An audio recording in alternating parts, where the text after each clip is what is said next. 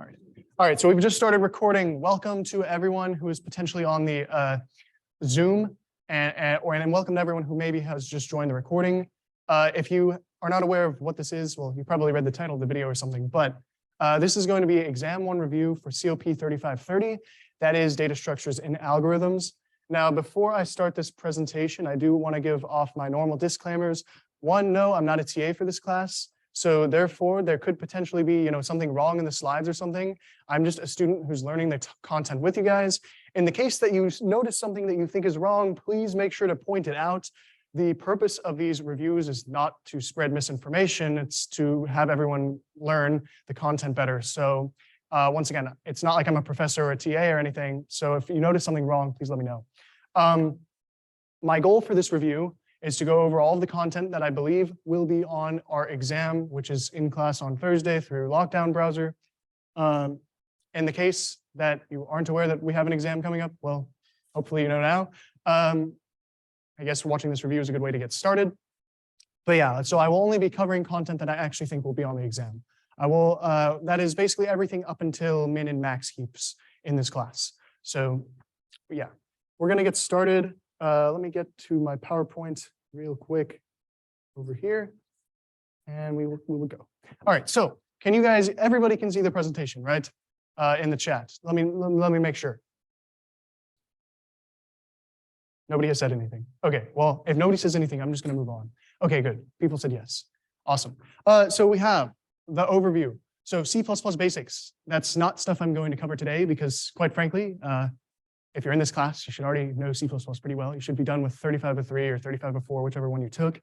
I guess one thing I do want to mention, keep in mind though, the one important thing that you do need to know for this class, for C++, what do you need to know what a pointer is, like for real. And I'm sure after doing the AVL project, many of you probably know very in depth what a pointer is. What is a pointer? What does it do? What does it point to? So if you put in a pointer as a parameter, what are you really putting in? A memory address. Okay, so just know that pointers go to memory addresses, right? And if pointers go to memory addresses and we use a pointer to dynamically allocate something, right? What do we have to do?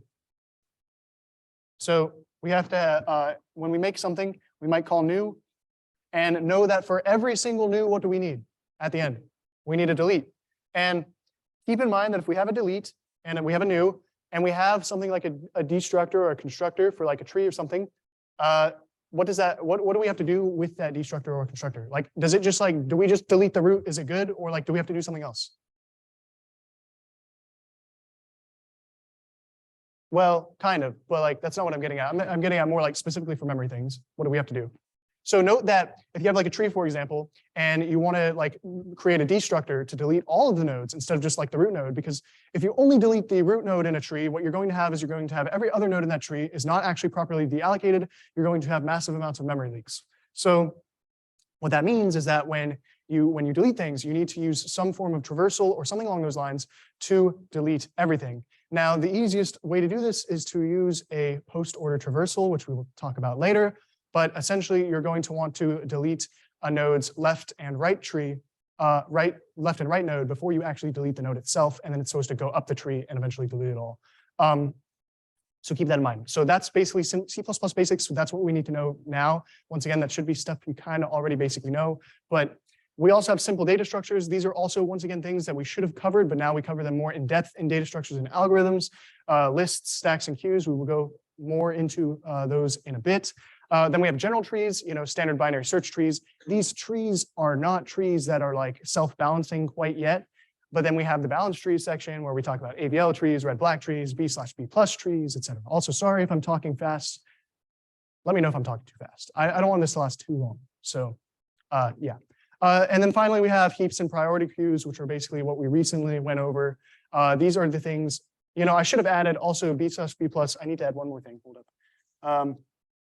Splay trees we will also be going over.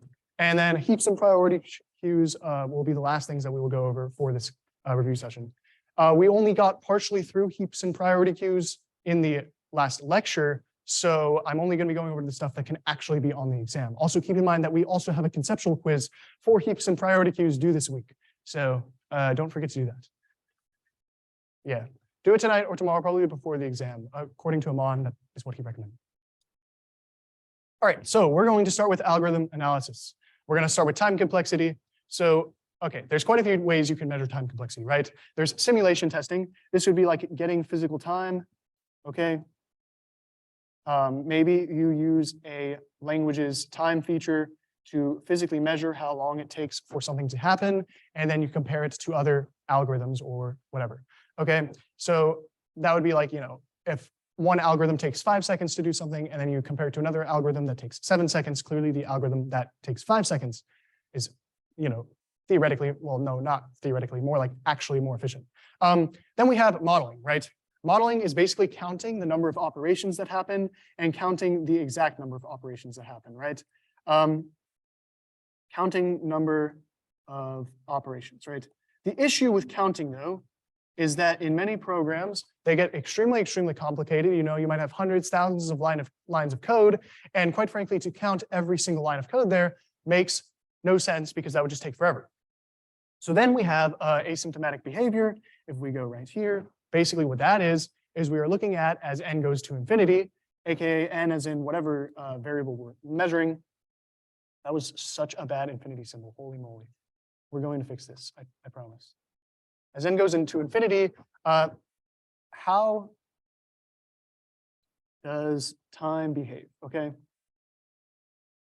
Based on, like, for example, in our case, I'd say the most common would be like n could be like a number of nodes or something along those lines, right? So then we have big O, that's an upper bound, big omega, that is a lower bound, big theta, that's an upper plus a lower bound. Now, these are like super duper thoroughly tested on when you take discretes. According to Aman, we are not going to be tested on big omega and big theta for this exam because you're kind of, once again, already supposed to know them. I'll still go over them in this presentation, but supposedly we don't really need to know them. I will also do some real quick proofs to show you guys how to prove maybe one or two big O's, but I won't do proofs for every single one. And then you need to know linear/binary search. The long story short, linear search, as it sounds, what time complexity is linear search? Okay, O of n. Binary search, what is it? Log of n. Now, here's the thing. Can you use binary search with a linked list? No, you can't, okay? And also, what condition do you need for binary search?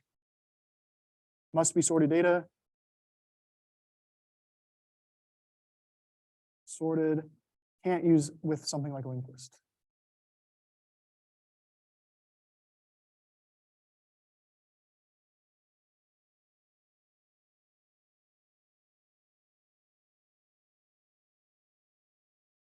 Okay, so keep that in mind.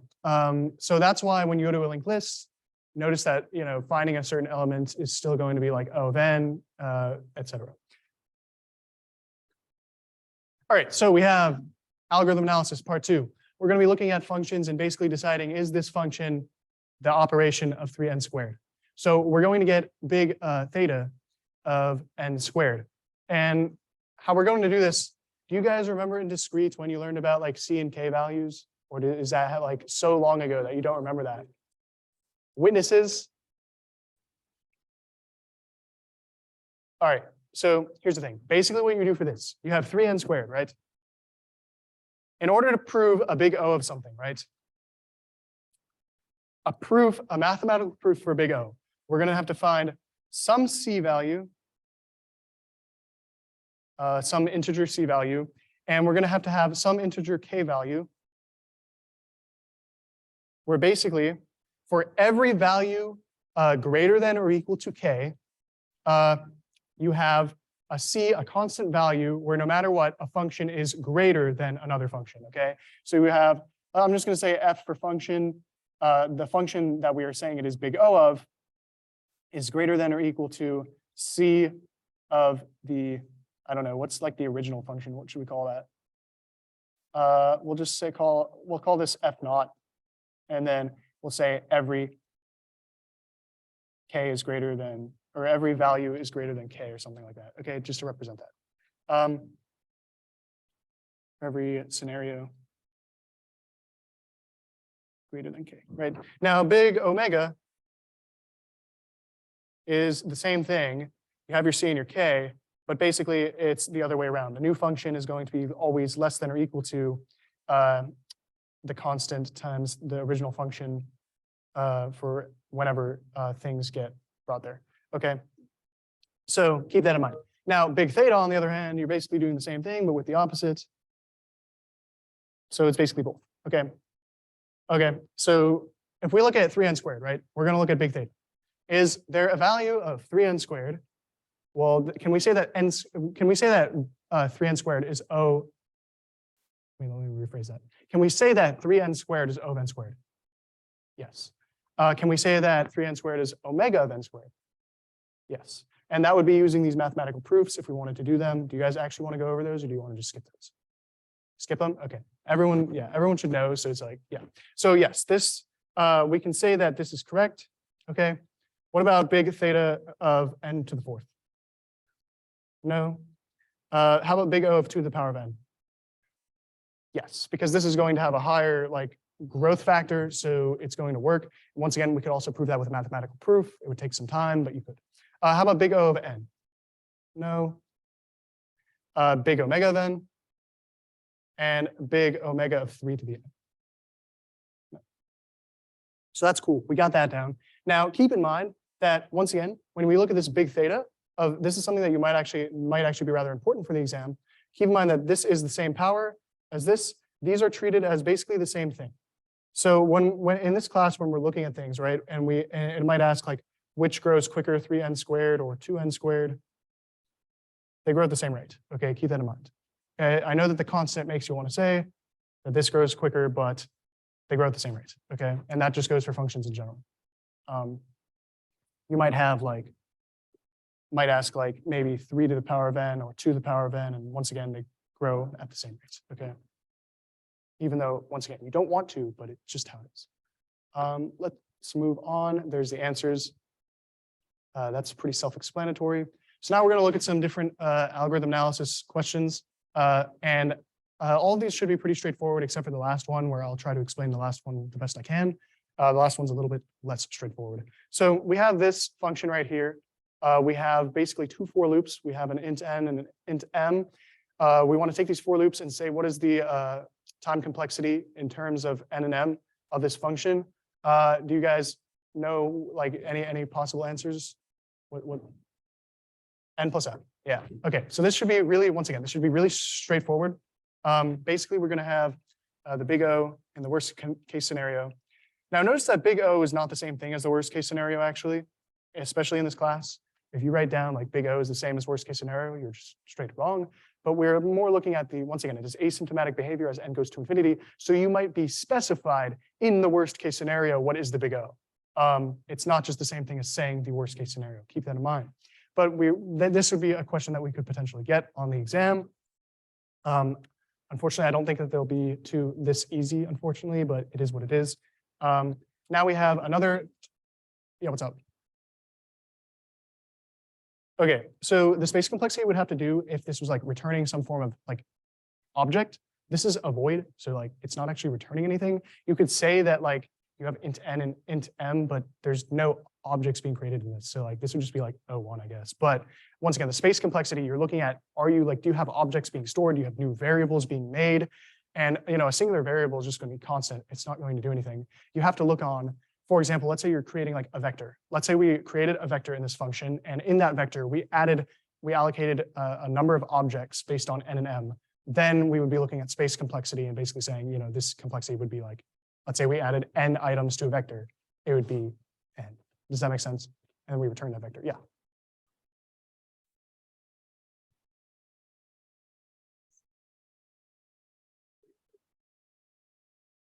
See, like theoretically, yes, but like for this class in the slides, no. You can read the slides. Yes, you can read the slides. And that's something I wanted to point out as well. And I fully understand what you're saying, because like when I looked at that too, I was like, really? But according to discussion slides, I mean, somebody could fact check me. According to discussion slides and these slides, like for example, once again, another example was like log with different bases, but they're just all considered to be growing at the same rate. It just is what it is. I don't really personally agree with that, but what are you going to do? Take the exam based on what we are given. Yeah. All right, so let's see. Then we have algorithm analysis part 2 for multiplication. We have here, let's see.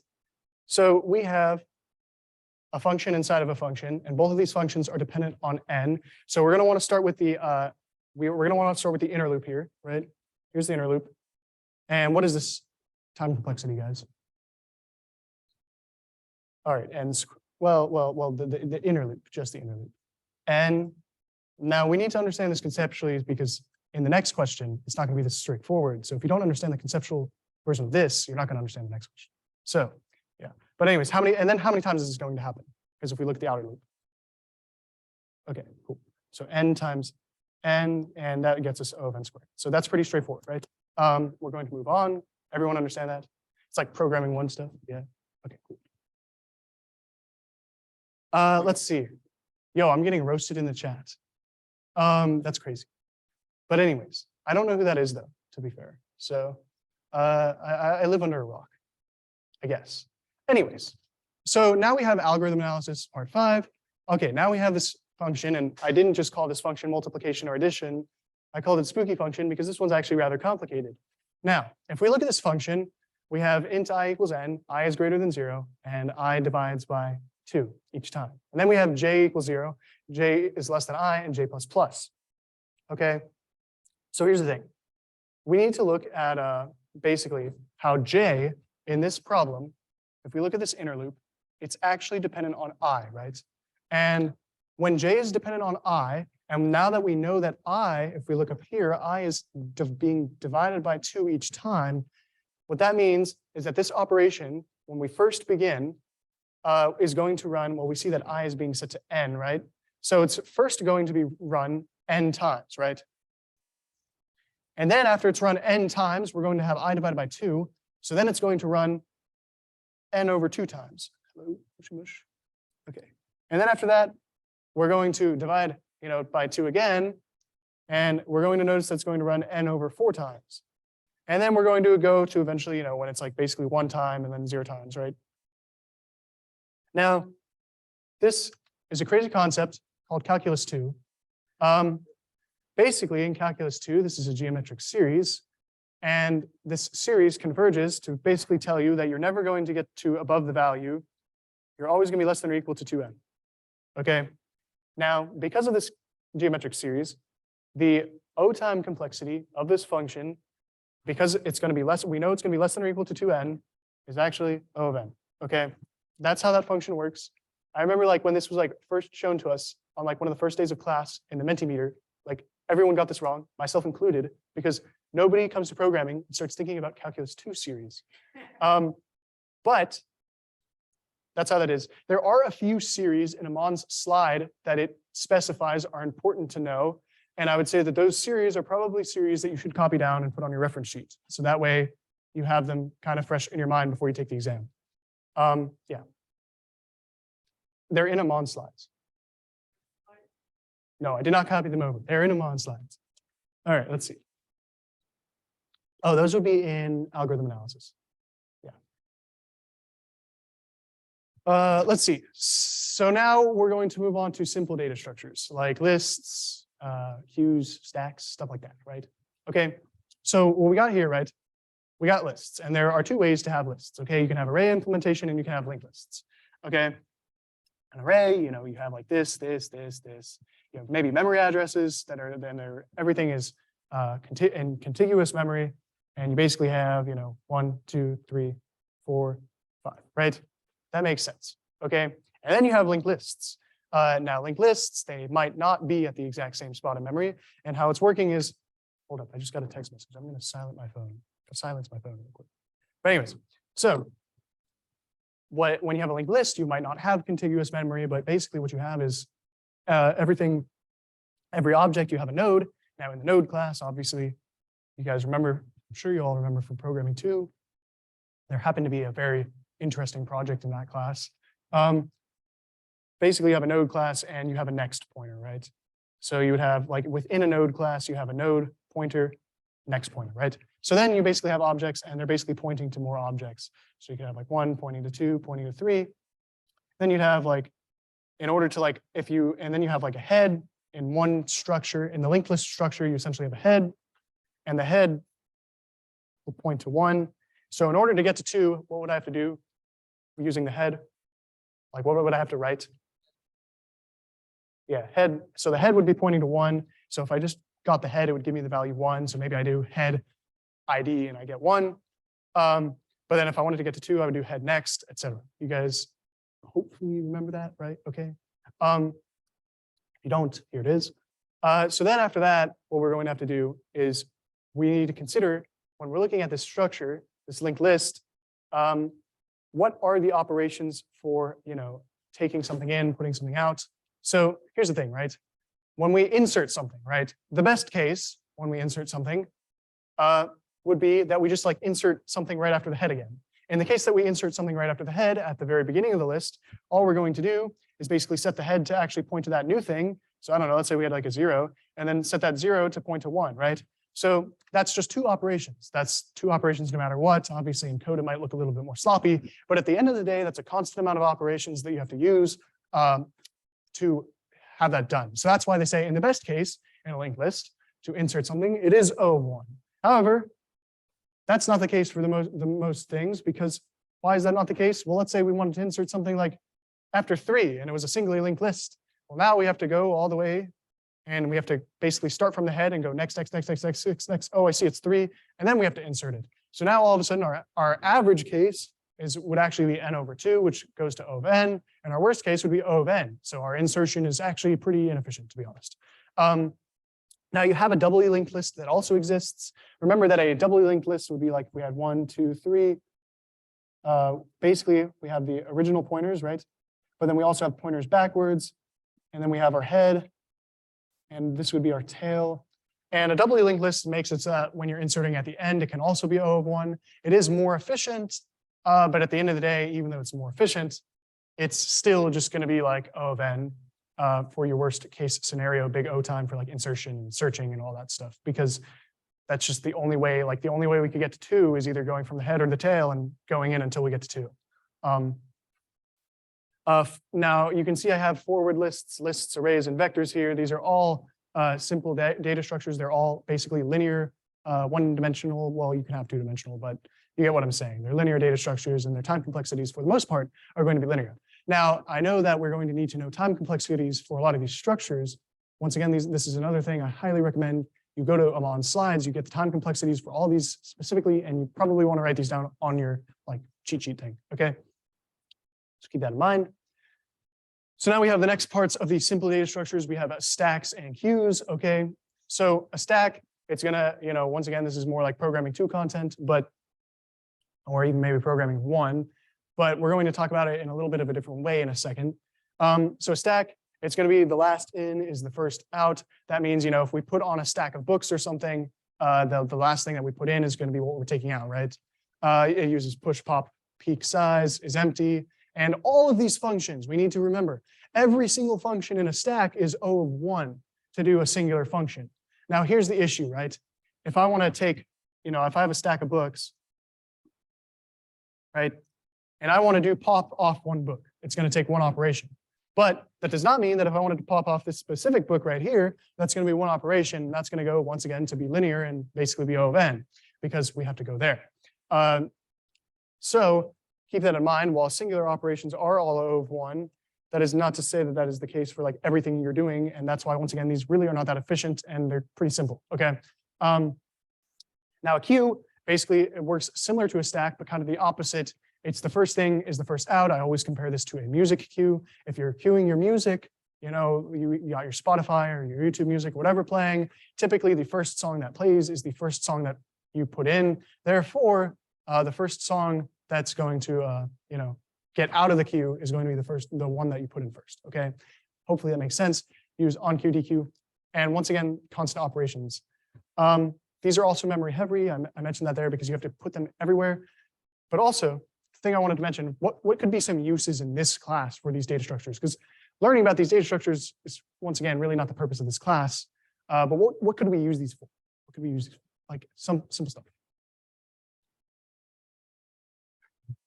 We're not doing that yet.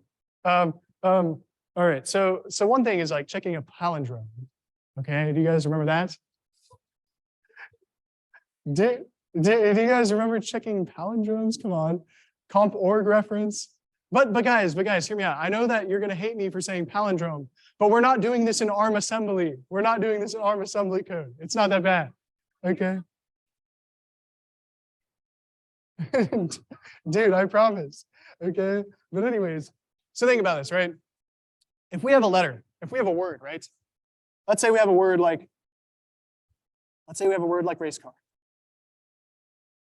We could use a stack and a queue to check if something's a palindrome, because what we could do is we could basically put all of the letters in a stack, and we could put all the letters in a queue, right? And then we could just basically either pop them all out or dequeue them all out. And you can basically check, is there ever a time where when you're popping or dequeuing that like you get a different result? Because if they're the same number, if they're the same letters, right, then and they're in the same order from either back or front, and that means when you put them in a stack and when you put them in a queue and when you compare them, you should be getting the same results. So that's actually a legitimate, this was an example of a pseudocode question that could be on the exam, just so you guys know. So keep that in mind. That's just how that works, okay?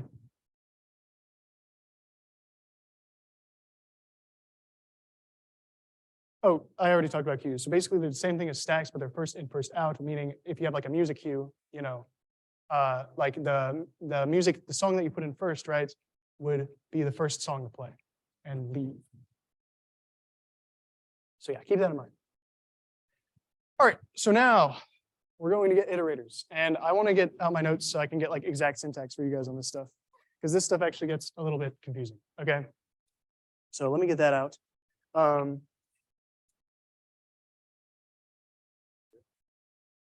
All right, so basically what we have here. So note that if you guys remember when we were using iterators, this is like in programming 2, you first use iterators probably when you're working with maps, because maps are completely unordered and they're non-contiguous, right? And remember that to make an iterator, like the easiest way is to use the auto keyword at the beginning, so that it just finds out the data type.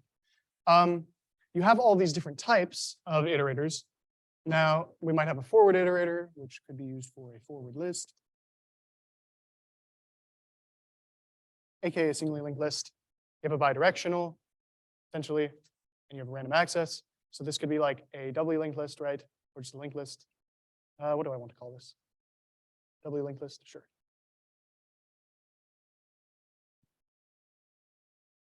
And then after that, you have like random access, which could be used for like a vector or something, right? Now, essentially what this means, though, is we're going to use this. You can see at the top I've written uses begin and end. Now, what an iterator does is it's basically a pointer to an object, okay? So we have a pointer to an object, and it's going to go through a list or something along those lines and point to that object and find a way to traverse that object. So for example, we might want to traverse a list. We might want to go from the end to the beginning, or the beginning to the end. So now if we have like an auto IT iterator, blah, blah, blah, we're going to go ... right? So we have an iterator called IT, right? What's going to happen if I basically say at the beginning that this is equal to, I don't know, some list dot begin, and then I try doing this. We're going to dereference it and say IT minus minus. What would that do? What would that cause? Yes. Yeah, so it would iterate backwards, but notice where is the iterator itself at the beginning? Yeah, so it would cause undefined behavior, because the issue is our iterator is at the beginning of the list already, and now we're trying to basically decrement it and dereference it to get a value, but our iterator is already pointing to the beginning of the list, and so we don't know what's like at before the beginning, basically. So we don't know what's going to happen at that point in memory. It's going to cause unknown behavior. This was actually a quiz question, in case you guys didn't remember. Basically, I remember that in the slides, it gave you a very similar example to a bidirectional pointer like this in the slides, where it started at the beginning and went to the end or yeah, it started at the beginning and went to the end, and it was like essentially undefined behavior in that slide, right? But then you get to the quiz, and all of a sudden, the iterator starts at the end, and if you didn't realize that the iterator starts at the end on that quiz, and you write undefined behavior because it's the same syntax, well, that's incorrect. So you need to remember that basically for iterators, if you start at the end and you're decrementing, then it works. If you start at the beginning and you're incrementing, then it works. If you accidentally, with your iterator, go to the beginning and then you continue to decrement, then it breaks, okay? And that is what can cause undefined behavior, okay? Now, note that if you are using like a forward iterator and you try to go backwards at all, that would not just cause undefined behavior, that would just cause straight up an error because, forward pointer iterator can't go backwards at all.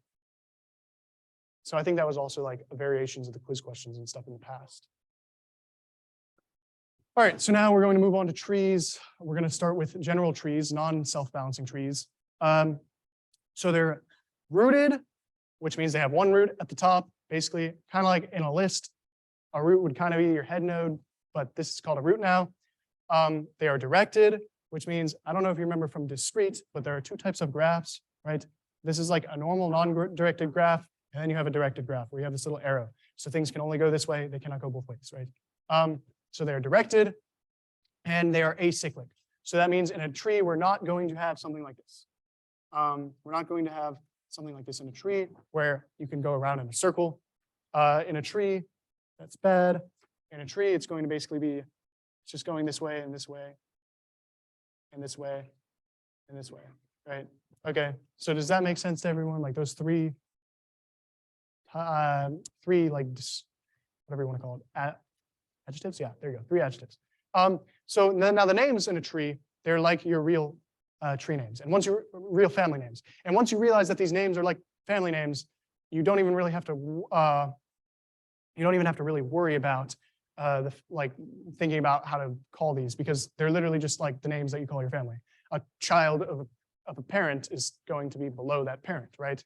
An uncle, which we will get later when we're talking about red-black trees, right? If we look at like this, let's say we were looking at this node right here, right? You guys see this node? Where is the uncle of this node, or aunt, whichever one you want to call it? So yeah, so this would be their parent, and then it would be the parent's brother or sister would be the aunt/uncle. So that would be the uncle right there, right? Does that make sense? Cool. We need to talk about the height, okay? So height can be 0 or 1 based. I think in the project it was 1 based, right? Yeah. And then if you have no nodes, you would print 0 or something along those lines. But basically, what we have here, if we have a tree like this, and we have a 1 based height, and that's our one node. Let's say we just have like a 1 here. Or let's say, what is the height of that tree? 1. Yeah. If we had a 0 based height, that would be 0. But for most purposes, a lot of times what they say is they say 1 based height, and then if you have no nodes, like an empty node, it's 0. So now what would this be? What would the height of this tree be? Let's see. What would the height of this tree be, guys? 2. What about this one? Let's see, we'll just put a 4 here. 3, okay. So hopefully that makes sense. Now let's say I wanted to say what's the height of 3, what would that be? 1, okay, cool. And so yeah, that's how that works. So then we get into n-ary trees, which is basically at most having n children. So for example, a 3-ary tree, right, could look like this.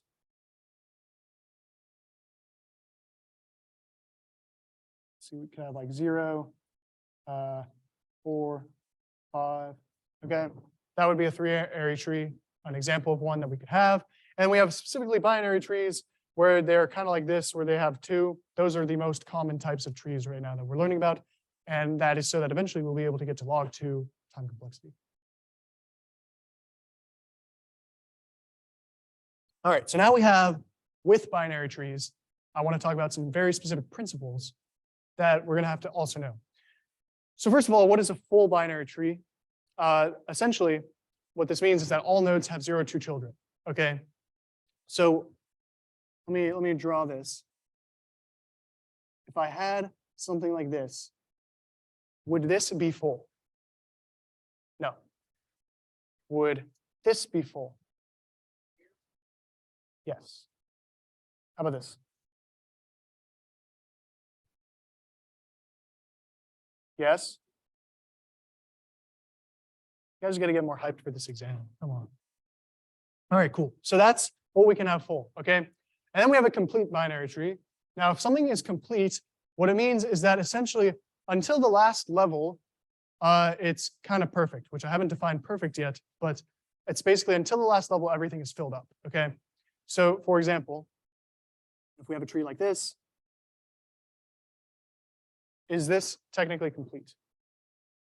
Yes, that is complete because the final level is here and everything before the final level is filled up.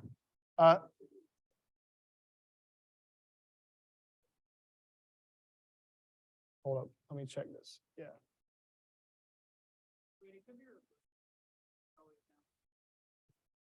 You're right. It actually is to the left. They are correct. Yeah, so it's going to be complete up until the basically the least to greatest type thing. Okay. So anyways, so yeah, that would be complete. And then this would be complete. And then we can have something like this.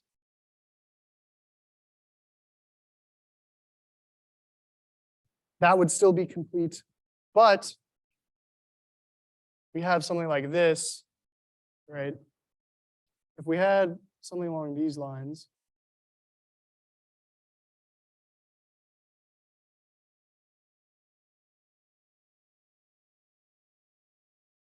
this would not be complete because notice that this area right here, this level is not fully is not filled. Okay, keep that in mind. Okay. So hopefully that makes sense. Do those properties make sense? Okay, cool. So now we move on to a perfect binary tree, which essentially a perfect binary tree, you can look at these math functions that describe it, but essentially what it's saying is like, we're complete, we're full, and like everything is actually fully filled up to like the greatest level, everything. So for example, an example of a perfect binary tree, well, let me ask this first, right?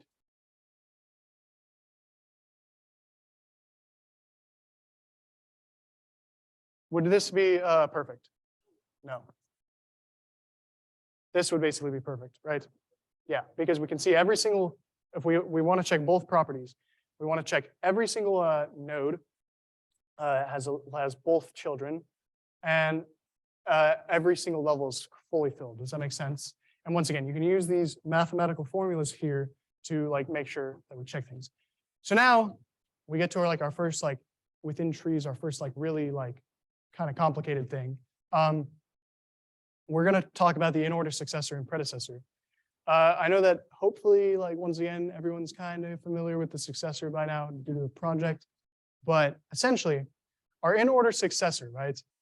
It is the least node that is still greater than the current node. So if I went to this node right here, let's say I'm going to use our root, okay, as an example, and I wanted to find the in-order successor of this node.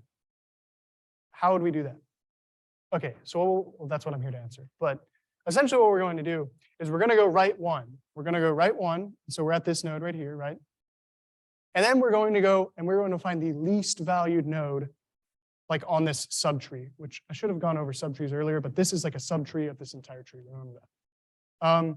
But so now if we're finding the least, which way do we go? Left, okay? So eventually we find here that this would be the in-order successor, right?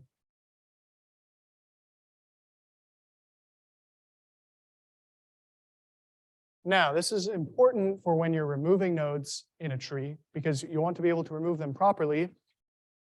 So essentially what that means, also, let me put this right here. Let's say we had that. Which node would be the in-order successor? Would it be the one that it's still pointing to, or would it be this node down here? Same one, right. So what you need to keep in mind is that the reason you need to know about the in-order and the predecessor, and now the predecessor is basically the opposite, but just instead of finding the least one greater, you're finding the greatest one that's least. So it would be basically you go left and then you go as far right as you can. So it would be, this would be the predecessor. Now, why would we need this though? For removal? Yeah.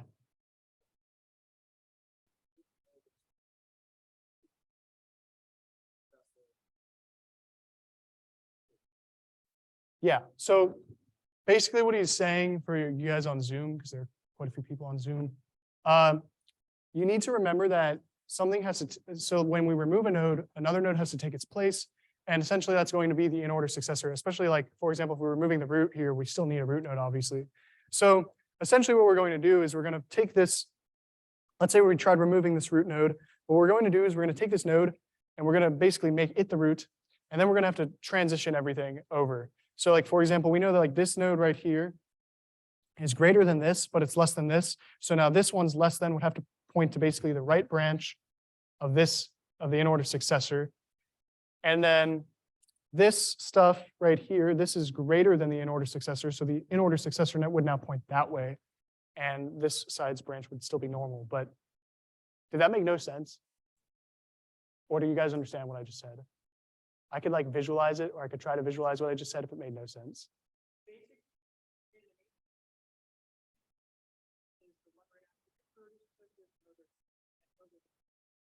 Yeah. And then once again, when you're removing, you got to basically use those and reposition them.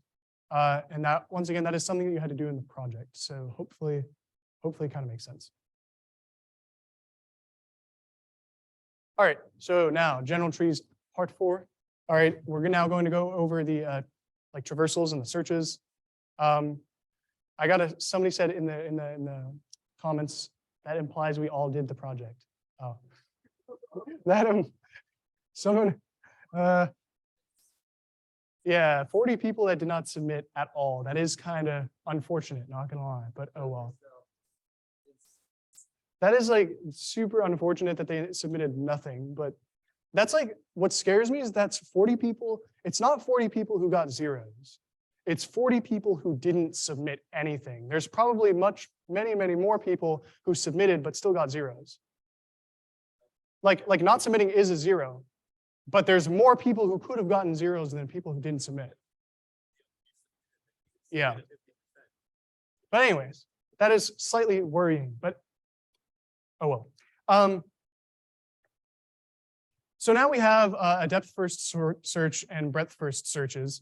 Now, wasn't it Sophia who said something like, you like Go in Minecraft? Yeah, the Minecraft analogy, right? So it's like a depth-first search is like if you're playing Minecraft, right? And you're looking for diamonds, okay? Hear me out. Basically what you're doing is when you're going caving, you're not going to just sit at the surface level of the caves, right? You're going to try to go as deep and far down in the caves as you possibly can immediately. And then when you get to a dead end of a cave, you're going to go up the cave and once again, just try to go as deep and far as you can. So that is what a depth-first search is like. Now, a breadth-first search is essentially like you're looking for like iron or something. You know, I'm pretty sure like iron actually spawns more at the higher levels or something. So essentially what that is you're starting at the higher levels and you're maybe slowly going down. But you're going to actually stay at the higher levels of the caves so that you can find more iron, okay? So basically, once again, depth-first search, it's like you're looking for diamonds. Breadth-first search, it's like you're looking for iron. There you go. Hopefully that makes sense. Now, depth-first search, it uses a stack data structure. Breadth-first search, it uses a queue data structure. I don't think you're going to, I really hope not, but I don't think you're going to have to actually implement those in the exams, but just know that those are the structures they use. Now, in the depth-first search, we have 3 types of traversals that we're going to go over. And in the breadth-first search, we have 1 type of traversal we're going over. Do we want to go over the level order, or do we want to go over like in, pre, and post first? Which ones do we want to do? Doesn't really matter. All right, so we're going to do in order first. I'll do all of them. I'm doing all of them, but I'll just do like depth first because it doesn't matter. So in order. So here's the thing, right? This starts with we're going to go left, root. What's up? So like it's like they aren't, so like they're not searches, they're traversals, but they go over the policies, so they're listed in the slides. They do. For example, you're going like this. Hold up. No, they're hold up. Let me. Yeah, I mean they're not technically searches, but they use the policies. I don't know if that makes sense. Properties, yeah. So like, for example, if you look at them, let me see if I can check this. I'll show you what I mean, Shane. I will pull up a Mon slide for this actually. Yeah, I do want to make sure that it's correct. So let me make sure.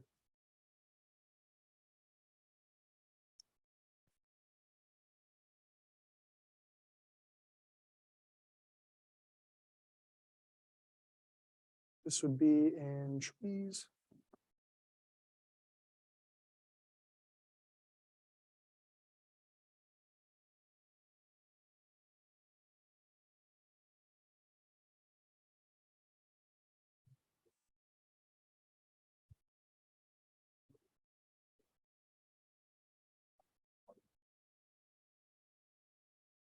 Hold on. Yeah, so if you go to Amon's slides and you go to slide 49 of the general trees, it will explain this, actually. Slide 49 of Amon's slides for general trees, it will explain this as well. So once again, the depth, I guess a better word for this though, is it uses strategy. There you go. Does that make sense? What's up? I'm not going to question. All right, so yeah, that's where it talks about it. So we're gonna get started again though. So we're gonna go left, root, right, and then now the pre-order is gonna be root, left, right, and then the post order is gonna be left, right, root. And I know that when you're looking at these three letters, you might have no clue what I'm saying right now, but basically what this means is when we're actually doing this, we're going to look at every single node and they're all going to get these three categories. Now we're going to basically traverse to those categories and then print out what we can when there's no longer anything we can traverse to. So when we start with the in-order traversal, right? Let's see. Start with the in-order traversal. We're going to go say that this has a left, root, right. This has a left, root, right, left, root, right. And I'm going to explain the entire process for the in order, but then for the pre-order and the post-order, I'll go much quicker. But they're really the same thing, just in a different order. So now after this, we're going to go left, root, right, left, root, right, left, root, right, left, root, right, left, root, right, left, root, right. Okay, so there we go. We have all of them. So first, basically what we're going to do is we're going to go to this 3. We're going to start at the root, okay? We see that the first thing that it has is the left. So that means before we do anything, we're now going to go to the left, and we're basically going to cross off this left, okay? We go to this 1. We see that the first thing we got to do is, once again, go to this left. Now notice we're going to try to go to the left, and the left is going to be a null pointer. So this left doesn't exist, but we cross it off. So now we have no more left to go to. Do you guys see there's no more left we can possibly go to? So now we have this root thing, okay? And when it says the root, it says that we're going to go and basically we're going to print out the root if this was like printing in order, right? So for this traversal, 1 will be our first thing. So I'm going to write in order. So we go with 1. Basically, when we hit a root, we're going to print it. So now we're going to take this and we're going to go to the right. Now, when we go to this node right here, and we're going to actually cross this out. Now, when we go here, we're going to try to go to the left. You're going to see there's no left, so there's nothing to do. We're going to go to the root. We're going to print this out because we're at the root. And then we're going to try going to the right. You can see there's nothing there. Okay, so we cross that out. And so now what we're going to have to do is there's nowhere else to go. So because there's nowhere else to go and we're at this 2, we're going to go back up. So we're going to go 2, 1. And then you can see that there's also nothing else to do here. We crossed them all out. So now we're going to go up. We're going to go to 3. Now we already crossed out left, so we don't have to go to the left. So now we see the root. Because we see the root is there, that means we're going to print it out, and we're going to cross that out. And now we're going to go to the right, okay? And after we go to the right, we can cross this out, okay? So now after that, what we're going to do is we're at this 5, and we see that we have a left. So we're going to go to left, and we're going to go to this 4. Now this 4, we're going to once again try going left. We see that there is no left, so we're going to cross out the left. We then see the root, so we're going to write 4. And we're going to cross that out. We're then going to try going to the right. We see that we can't go to the right. So we're going to cross that out and then see that we cannot do anything anymore. So we're going to go back up. We're going to go to 5. We're going to see that we already went left. So we're going to do the root. We're going to cross that out. And then we're going to go to the right and cross that out. So then we're going to go to 9. Do you guys see the pattern? Okay, cool. So we're going to go to 9. We're going to go left, left, left. So we're going to go 6, 7. We're going to go to the right after that because we've already done, after we do that route, we're going to print out 8. And we're going to go up it, and print 9, right? So does that make sense for the in order?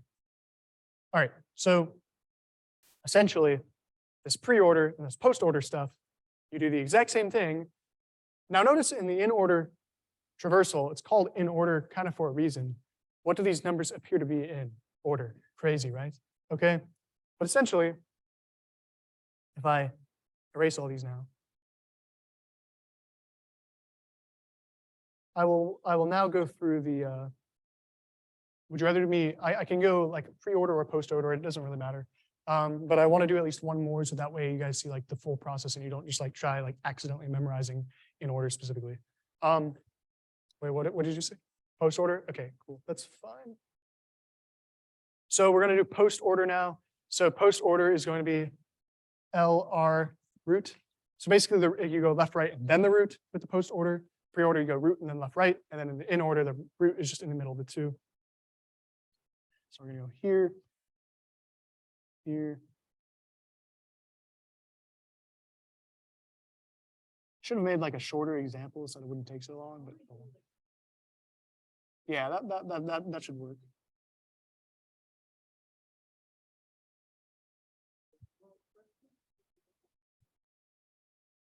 So if we were doing post order, right?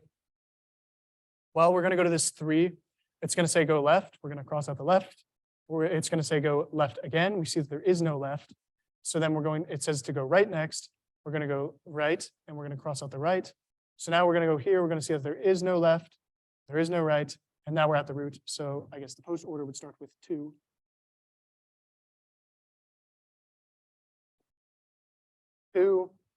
Okay, and then we're going to go up. We're going to see that there's no left, no right available anymore. So we're going to go 1. So now we're going to go up. Now we see that this says to go right, and we're going to cross that out. And then this says to go left. So we're going to cross that out and go left. Now this says to go left. There is no left. This says to go right. There is no right. So then we get to root. We're going to do 4 and cross that out, and then go back up. And then basically this would go on. It says to go right, etc. Do you guys see that logic? Okay. All right, cool. So that's how you do the post order. And then the pre-order would be the exact same thing, just once again with the root at the beginning. Now, the level order traversal, on the other hand, is much simpler. Now, on quizzes and stuff, I don't know why they do this, but they decide, all right, it is a great idea to make a question where we want the level order traversal with spaces in between the numbers, so that we want this very specific formatting so that if you accidentally put an extra space, your answer is wrong. So I don't know why they do that, but that's just what they decide to do. But anyways, what we'll have for level order traversals, right, typically they'll specify, like, we want the standard level order traversal, which is basically saying you go from the top and you go left to right. So in this case, it would just be 3, 1, 5, 2, 4, 9, 7, 6, 8. And that is an example of, once again, using the breadth first. I guess I should put this again in strategy. Using the breadth first strategy, level order is a breadth first strategy, and that is an example of a level order traversal. Now, technically, once again, for these level order traversals, you don't need that specific order for it to still be a level order traversal. For example, another level order traversal would be like 3, 5, 1, 9, 4, 2, 7, 8, 6. The order does not actually matter. That's still a level order traversal. But once again, in like assignments and stuff, they typically specify standard, and by that they mean, left to right. Okay. So hopefully that kind of makes sense. I'll just write level order traversal. Okay. Cool.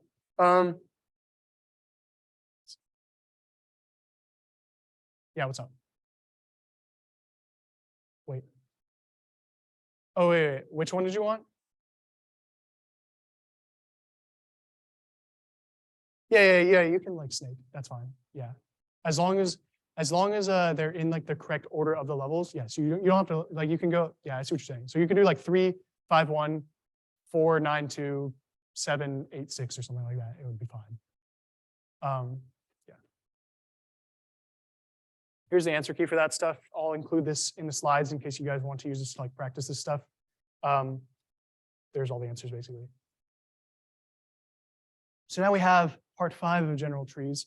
This is actually me going over the actual difference between a binary tree and a binary search tree. Basically, long story short, when you look at a normal binary tree, you might have something like this. If they don't specify it's a binary search tree, you might have something like this, right? Well,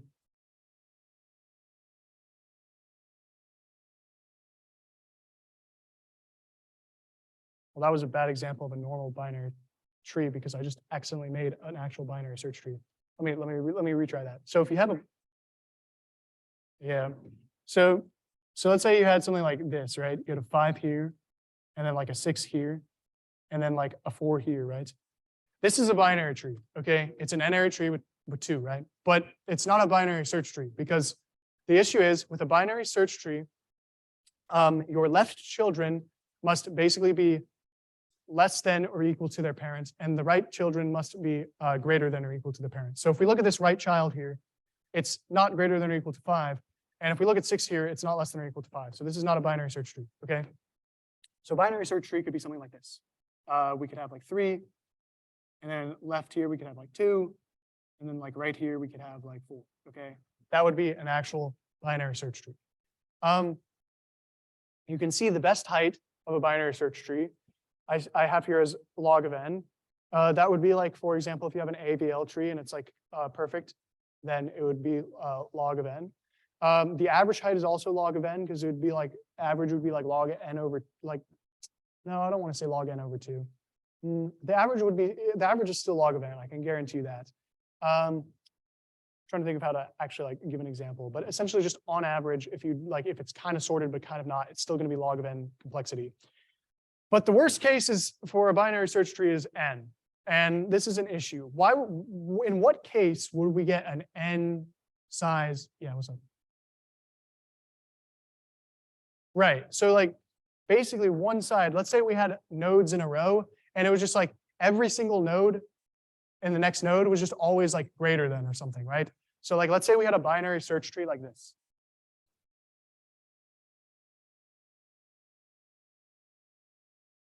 What does this look like? A linked list. It literally is a linked list. And what do we know about linked lists? What are they? Linear, right? So like, and what's an issue with this linear format?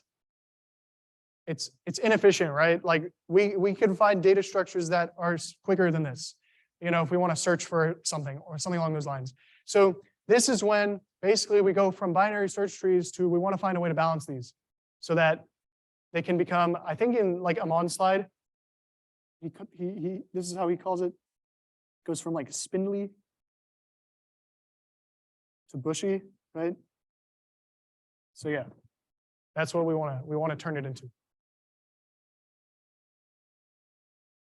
So now we have the basics of the very, very basics here of basically balancing trees out. Okay, we're going to go over rotations. We're going to go over 4 basic rotations that will basically tell you like how these work. So let's say we have like a node here. We have like a binary tree like this. So we have 1, 2, 3, right? Now, notice this tree is very right heavy, right?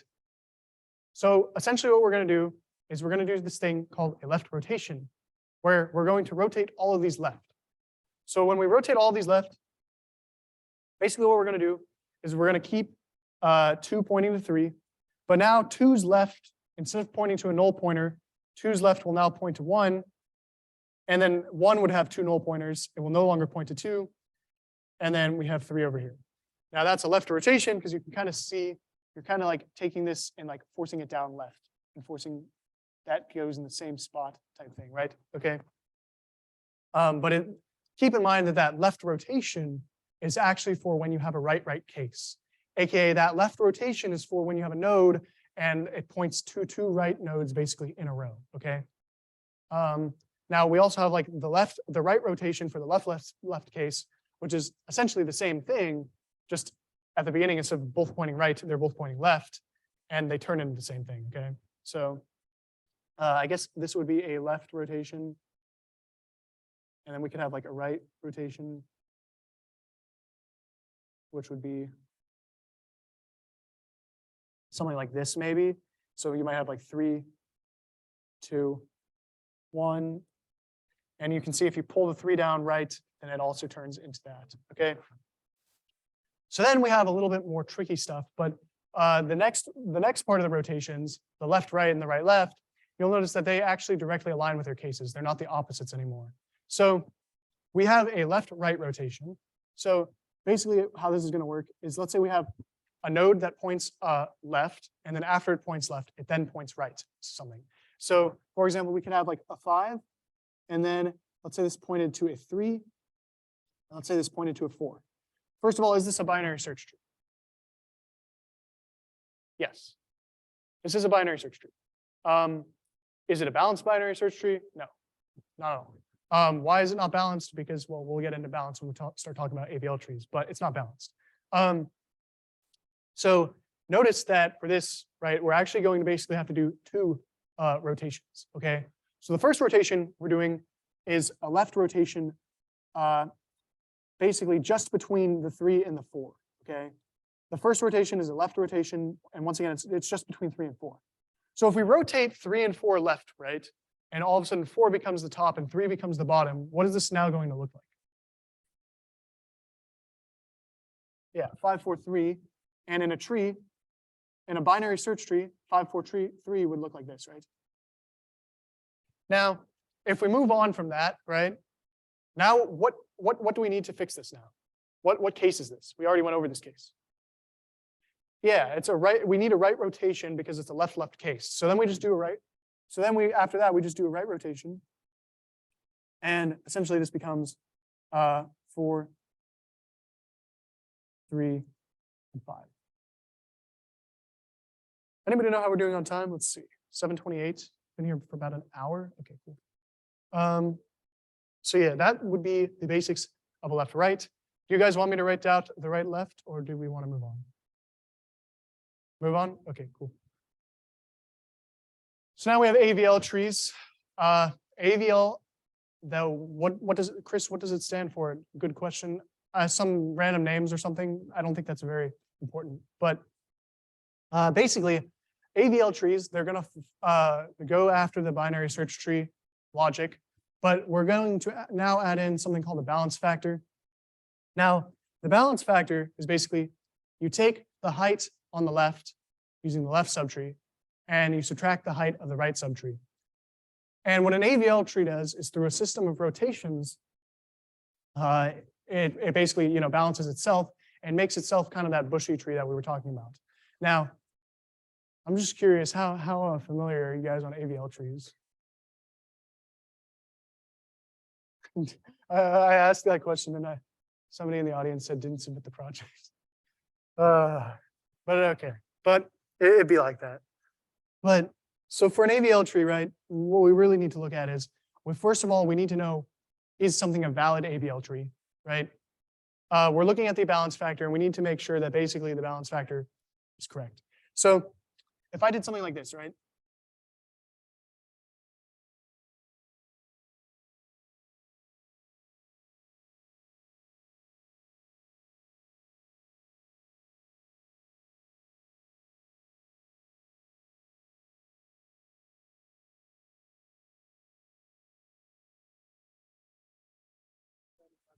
Is this an AVL tree?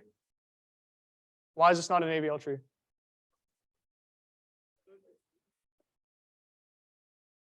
Yeah, it's not a binary search tree. So do you see how 4 is like 3 is less than 4, but it's on the right side? That's an issue. Therefore, that's not even a binary search tree. Okay. I think, now I'm no genius or anything, but I feel like a lot of times, students, myself included, we think about like the stuff that's really complicated, and we don't think about the super duper simple basics. And this is like a quote unquote trick question they could give us, right? Is Like this is like so basic. You just look at it and like you know that this is not an AVL tree because it's not even a VST, but they ask if it's an AVL tree, and this is like the way that they get you basically by like making it this basic. Yeah. I think so, yeah. There was probably one on the conceptual quizzes. Once again, this is like, it's like a trick question because it's really easy, but you know, like it's just not something you think about. So you look at this real quick, you're not even looking at the numbers. And low-key, it's not an AVL tree, it's not a binary search tree. And then it actually, but you say it is because you just don't even look at the numbers. So keep that in mind. So I'm going to erase these numbers now though. We're going to get into more real stuff.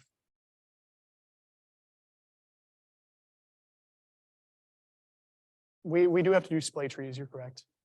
I'm going to do my absolute best to explain splay trees, like what a zig and a zag is. There will be no memorization on the exam, so no, you will probably not have to know that exact thing. I know Aman said in lecture today, no direct memorization.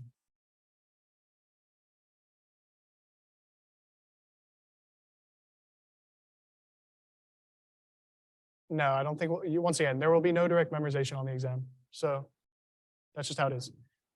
So let's say we had like 6, and then we had like 4, we had like 20, and then we had like 16, and we had like 25. Is this a valid AVL tree? Well, let's see if it's balanced. Let's figure it out. So what is the height of the left?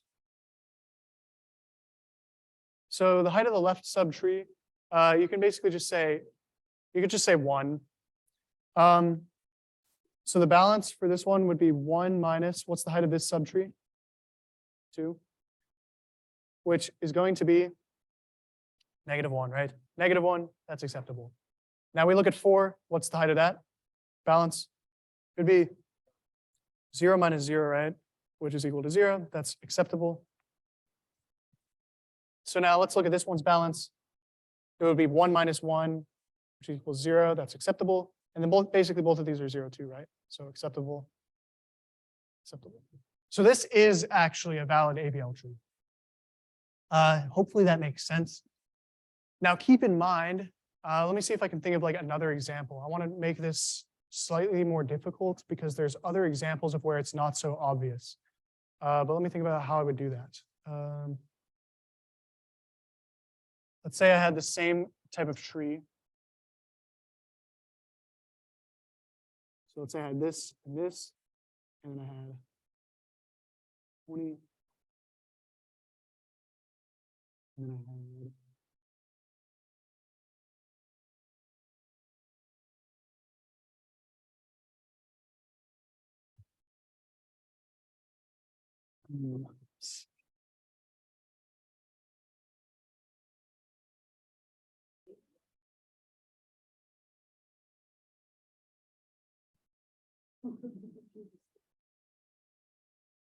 all right, is this a valid AVL tree?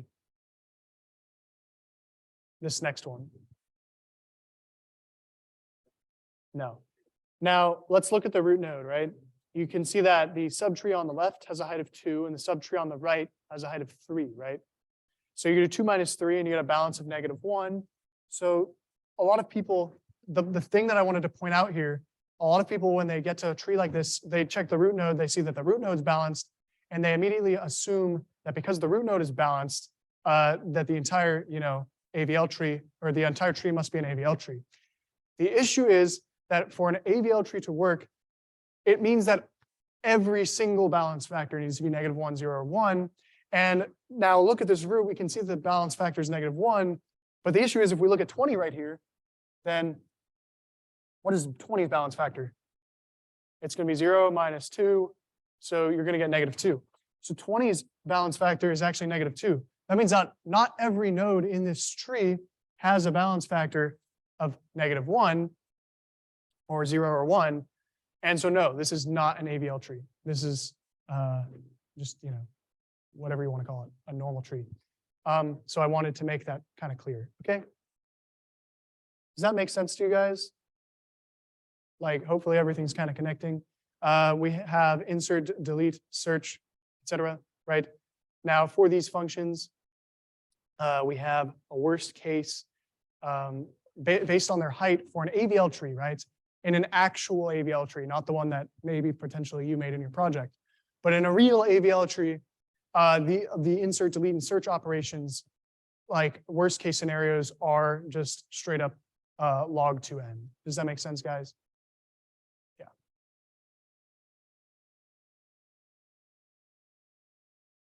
So let's see. After that, we're going to talk about red-black trees. I did want to do some practice with these as well, but I don't know if I might save that for the end if we have time, of determining whether or not something actually is a red-black tree. And I also wanted to like kind of show some of the insertions and stuff, but also I will say that there are very, very, very detailed slides on the insertions in Amon's presentation, so keep that in mind.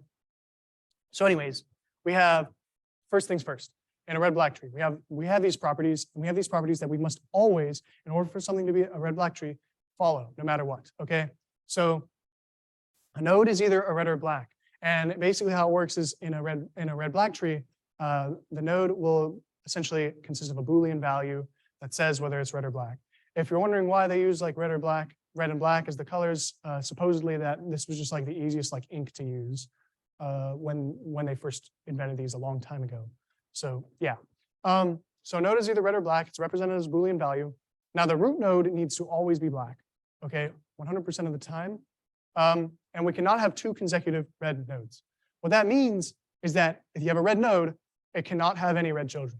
Yeah, that sounds weird, but yeah, a red node cannot have any red children. It's just how it is.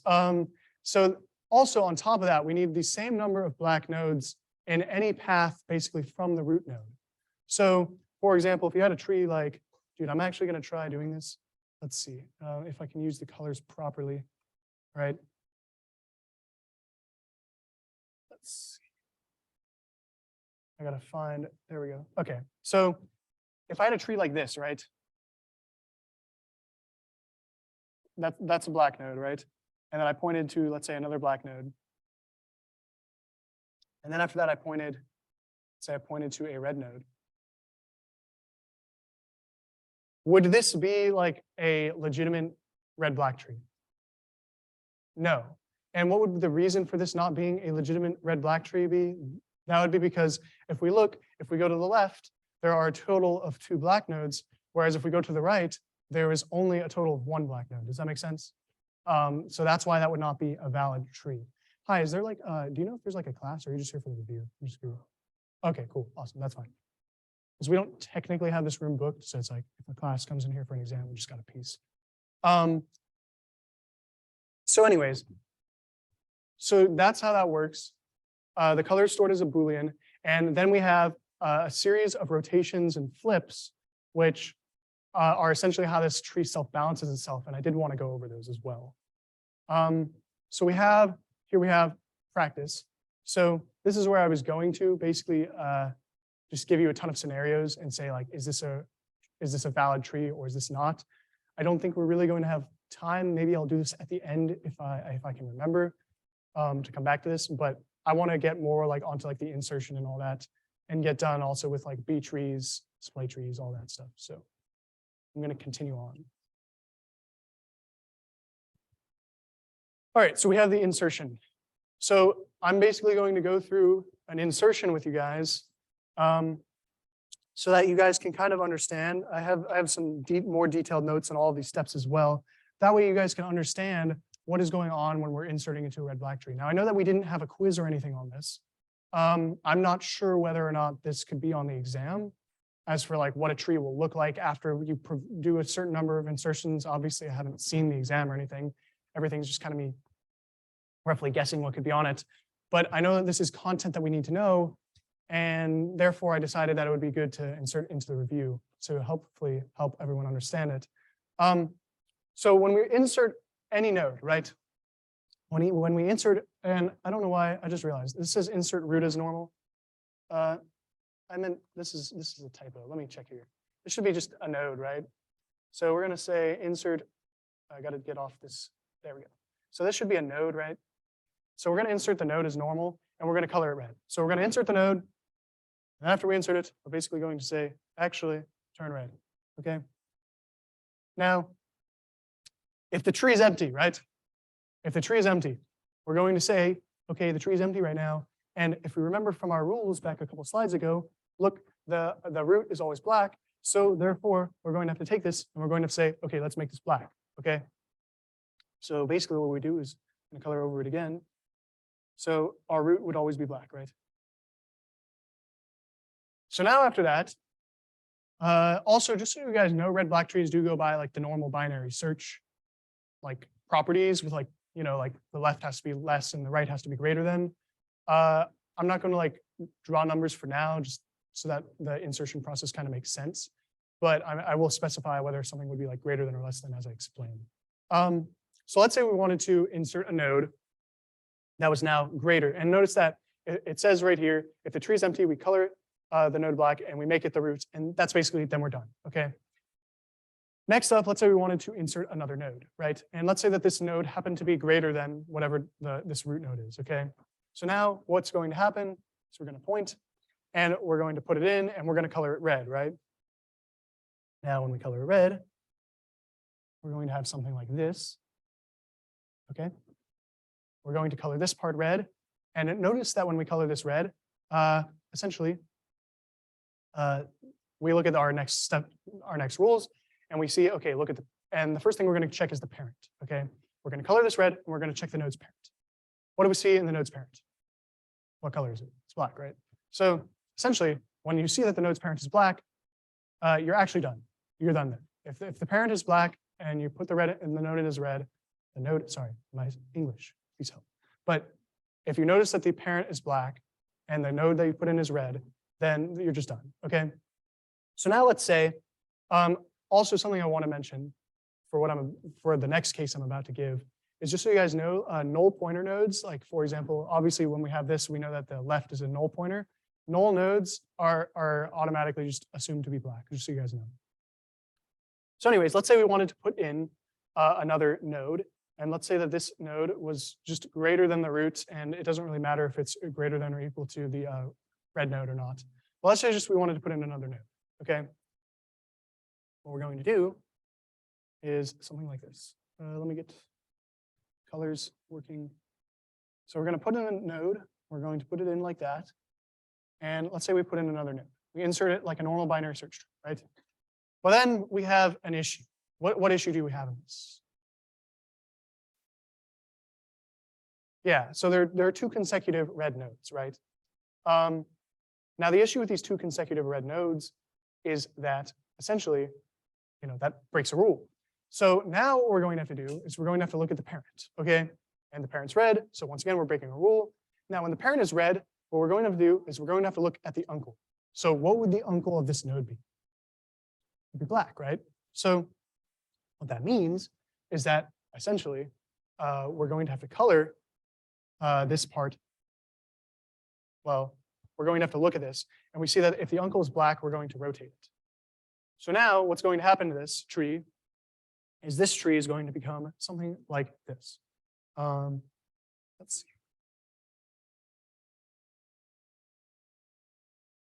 So we're going to rotate it. And what rotation do you think we would do for this?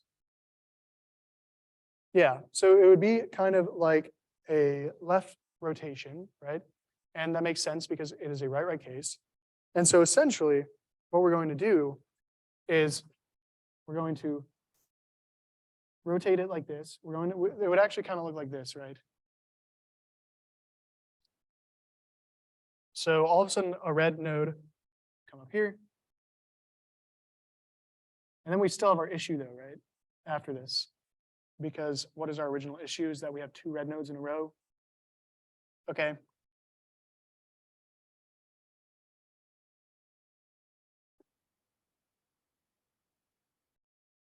And then after that, notice what is the issue here?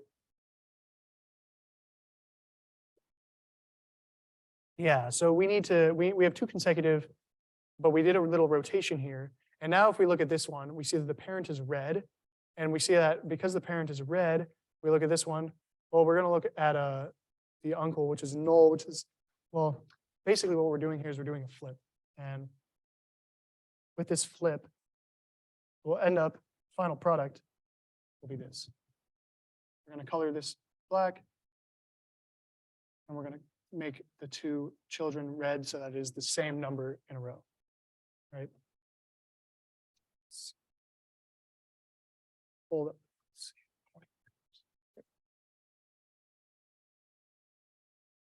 Does that make sense to you guys? Hopefully, maybe a little bit.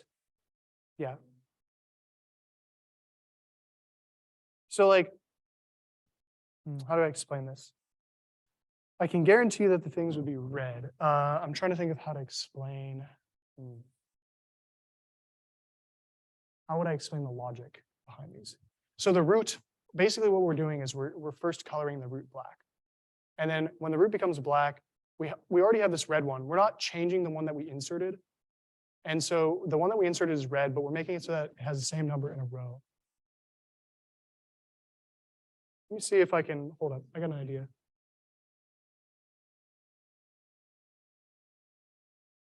You guys want the lights off or on?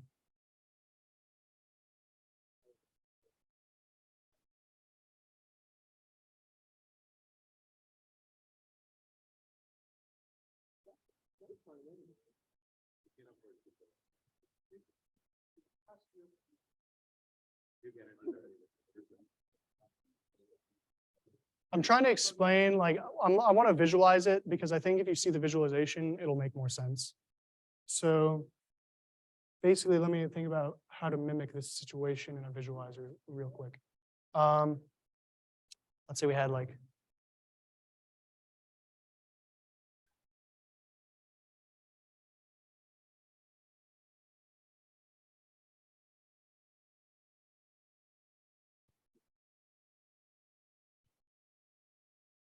I feel like I'm trying to think of a good explanation for this, but if we like, let me restart this. If I just like do this, let me show you what happens. So I put in 10, and in our case, we had then something that was greater than it, right? And then in our case, we then had something that is once again greater than it, right? Notice how they perform the rotation, and then it just colors the top black essentially. So let me check my drawing and basically make my drawing make more sense, make it more visually aligning.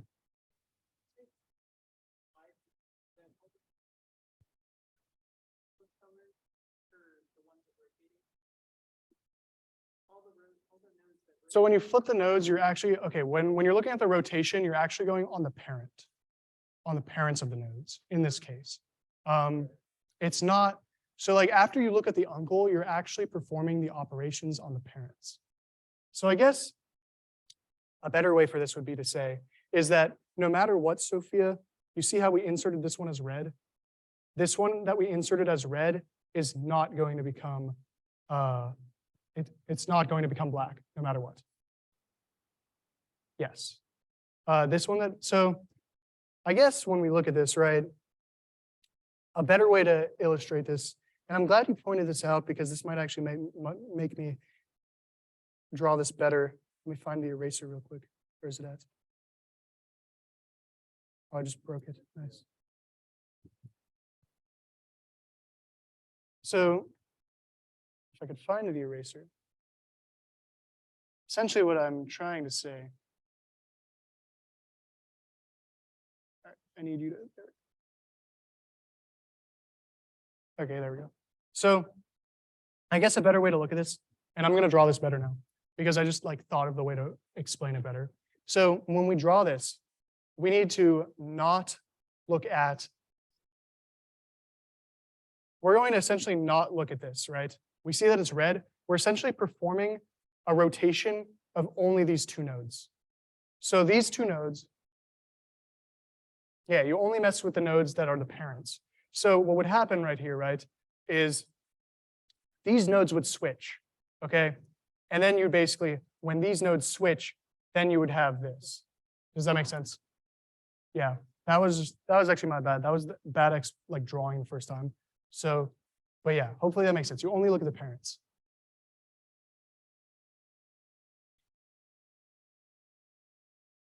No, that's not a property. All leaves do not need to be black. Yes, everything that is null is black. So like if you have a null pointer, but leaves do not need to be black. Oftentimes you won't have black leaves. So once again, in the red-black tree, right? For search and insert and delete, kind of like the AVL tree. Also, there's a lot of chat messages. Let me see if I can see what people are saying. Say hi to which for me. Who's which? I'm confused. I don't know who which is, but hi. But anyways. So yeah, we have this turns into that. And do we want to do more insertions? What do you guys think? No, we don't want to do more insertions? Okay, if you want me to do more insertions after this, and we can go through them together to study, like let me know. I'd be happy to. Let me get back to the PowerPoint though. We're actually almost done, guys. We have a total of 4 more slides. So now we have, but unfortunately, these are probably the 4 most difficult slides. So yeah, we have 4 more slides, but they're the 4 most difficult. So now we have balanced trees part 5, which I devoted to B trees. So first of all, for B trees, you have this L. I'm assuming that's L. In the PowerPoints, I literally can't tell if it's an L or an I. Does anybody know it's an L? Okay, yeah. All right, so we have this most keys per node thing. Now notice keys you can basically replace with the word values, okay? The most values, the most pieces of data per a singular node. So now when you go into these B trees, a node no longer just has 1 data point. It all of a sudden has multiple data points that you have to take into consideration, right? So we have the most keys per node is L. So in this case, we might have a node that has like, work with me. We might have a node that has like, 1 item, right? And just has a number 1, or we could have a singular node that has like 1 and 2, etc. Okay. Now, oh wow, I went to splay trees. How does that happen? Not yet. I don't like splay trees. Zigzags, that's too much.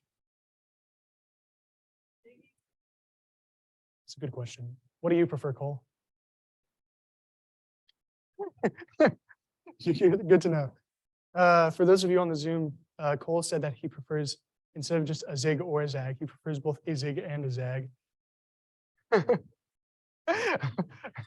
Okay. But anyways, let's see. So essentially what we're going to do here, right? I once again try to switch pen colors. Well, we'll just do red. But essentially, yeah, we could have like a node like this. And let's say our L was 2. We could also have a node like this. Okay, it holds 2 values. Now you have the most children per node as well, which is n. Now, something you got to keep in mind is that the most children per node can't really be more than L plus 1, or I guess I think the way that they put it in the slides is that the most keys per node cannot be, like, has a maximum of n minus 1. But essentially what that's saying is that, think about this, right? If I have a 1 and a 2 here, right? The maximum amount of ways I can point to different things, I can go from this side, I can go from the middle, I can go from this side. Notice we have 2 keys here, and we have a total of 3 children. If I had 3 keys, right? 1, 2, 3, the most amount of children we can have is now 4, right? Does that make sense?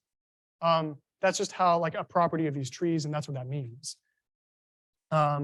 Now, also we have built bottom up, and I will go through insertions of this as well, and you'll see what it means by that. And you can see I mentioned the less than or equal to n minus 1, and that's what I just explained here. You can see that a root, it says, has between 2 and n children. So a root basically is never going to be on its own unless it is just like is its own thing. It's going to have 0 or like 2 to n. And then you can see that this fancy mathematical function for basically you can use the ceiling of n minus 2 to n number of n non-leaf nodes, okay? But let's go through some insertion of this, because this gets a little bit more complicated than just looking at the facts, okay? So we have to first define a most keys per node, and then after that we have to define a most children per node. I'm going to do something kind of small so that this doesn't take 3 years. Let's say we have a most keys per node, and we have L equals 2, and we have a most children per node, n equals 3, right? Does that make sense to you guys? Now, let's say we inserted, basically, let's say we inserted 5, okay? 5 would be the one thing we insert, okay? And that's it, we're done. Now let's say we insert 10. Now, the first thing we need to check is, what is our L? Our L is 2, so if we insert 10, can we put another value into this one node? Yes, because we can have up to 2. So we put in 10, and 10 is greater than 5, so it's going to be on the right, and we put in 10. Okay, that's cool, right? Now what we're going to do is, let's say we want to put in another value, right? Let's say I wanted to put in a 7, right? So first of all, where would 7 go? Between the 5 and the 10, right? So basically this would turn into this. I don't know if it's better for me to erase or just redo it, but yeah, whatever. I'll say, so then we would have a 5 and a 7 and a 10. Now, here's an issue. What's the issue here? The number of keys is now 3, right? But we defined earlier that for this B tree, we cannot have 3 keys in one node. So how do we fix this? Yeah.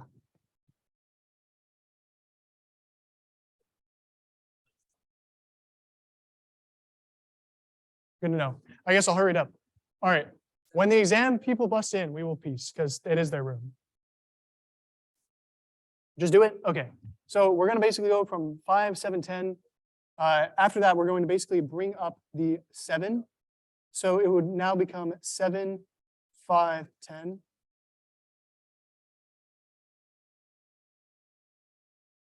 Now, let's say we wanted to insert something like an 11. We would just insert the 11 here. Notice that does not break any policies. And then finally, we can go here. Let's say we wanted to insert a 12. So it would become 7, 5, 10, 11, 12. Now notice that this now breaks the policy. So what do? We have to basically split this up and bring the middle up. So then this would become essentially 7, and 11 would go up, and 5 would go here. And then we would have 10 and 12. So 10 would have to go in the middle because it's like between 7 and 11. And we would have 12 over here. I believe, yes. And let me, little box. And essentially, that's how a B tree works. That is the process you use to insert to a B tree. And if you're stuck, let's say you get a question, like essentially, like this is how you can do those questions that are like, what's the maximum amount of nodes for this case? Like L and N, you could just basically do insertions and figure it out using this insertion method, if you can do it quick enough. Or you could just do math, that works too. Let's see. Dang, these people in the chat are feisty.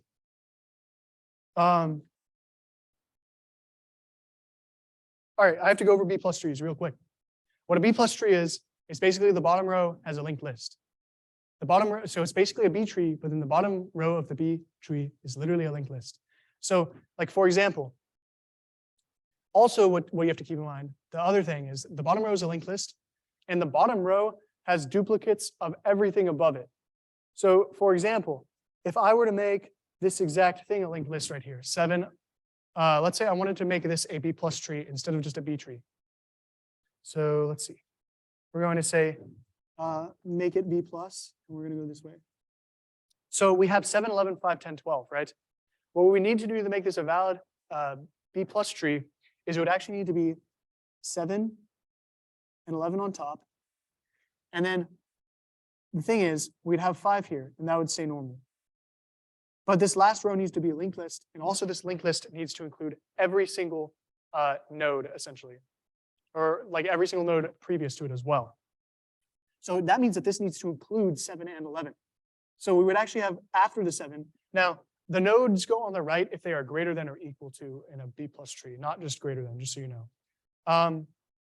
Who is Jeffrey M? This guy is going off. Oh, wait, that's Jeff. That makes sense. This guy, interesting, okay. Jeff is going off in the Zoom chat. That is so, this makes so much sense now. Okay. I was so confused. Like, I was sitting here like, who's which? But this guy named Jeff. Okay. Okay. Anyways. So we have 7 would actually need to go down here as well. And then this 10. Oh no, I wrote that so terribly. Like, I don't have room. We would have the 10. And then we'd have this over here. And we would have like the 12. Or we'd have the 11 and the 12. And then we would have this would become a linked list. So that's how you would make something from a B tree to a B plus tree. I would like to go over B plus tree insertion with you guys at some point, but if they have an exam coming up, we don't have time for that. But yeah. So now we have splay trees. Splay trees, mad confusing, guys. No lie. I was learning these things like 30 minutes ago, so let's figure this out. Not actually 30 minutes ago. 30 minutes ago, I was here teaching. But my point here is I was learning these today. And now, hopefully, I can explain them well enough. So we have a thing called a splay tree. Basically, the point of a splay tree, it's when you have non-random searching or traversals or whatever you want to call it. So for example, let's say you know you're going to search and you know you're about to search, I don't know, for a specific thing like 4 or 5 times. What you're going to try to do is to make it more efficient. You're going to bring that thing up front, okay? So, and that is called a splay function. So we're going to splay stuff.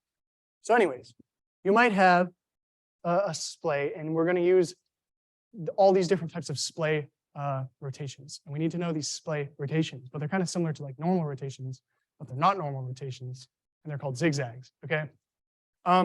So zig is a right rotation, and it's when you have a parent that points left. And also we're going to have to keep in mind all of the like kind of null pointers as well when we do this. So we have a parent that points left in a zig, which is actually a right rotation, okay? So let's say in a zig, we might have something like this, okay?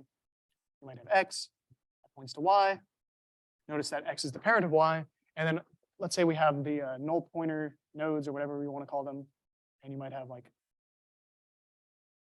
A, and you might have some stuff that doesn't really matter, you know, like B and C, right?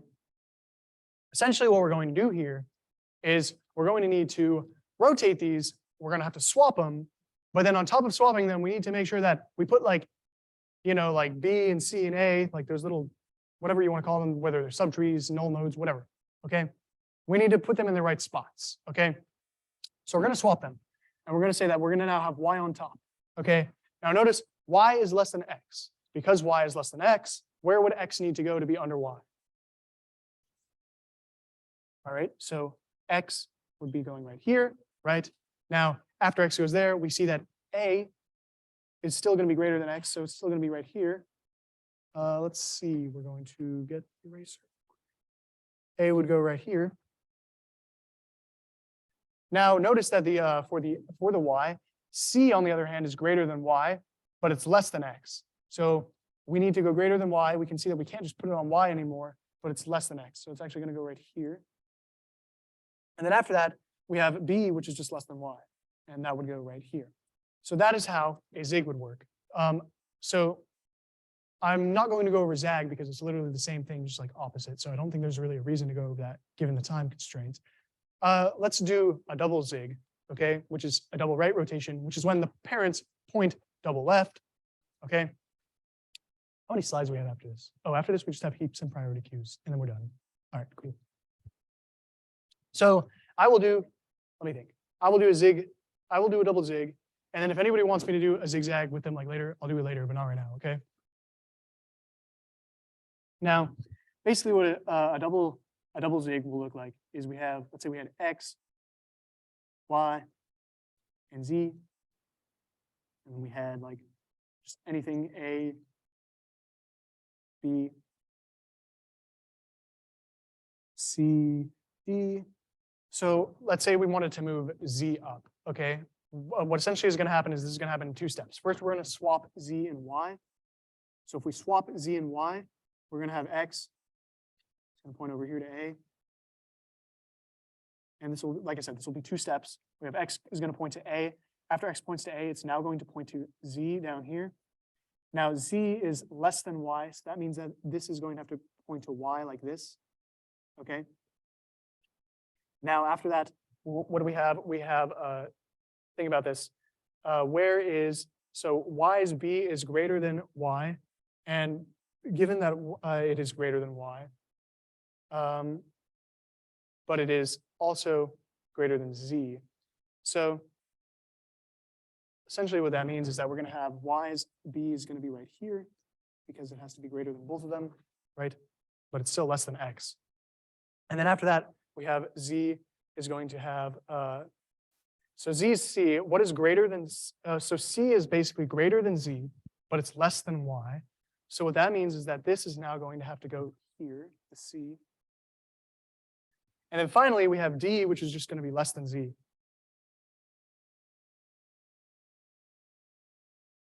All right, thank you. I appreciate that. And let's see.